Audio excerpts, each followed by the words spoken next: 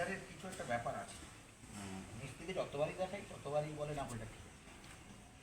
না হোল্ডারটা ঠিকই আছে, নাহলে এই জোরটা যেটা হচ্ছে না, হ্যাঁ এই জোরটা কিন্তু হতো না।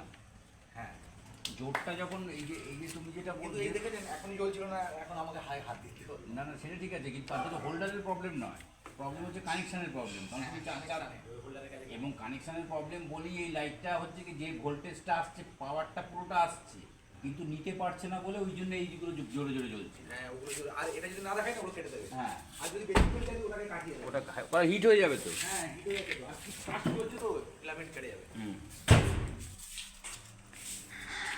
Welcome to পেয়েছো পেয়েছো কি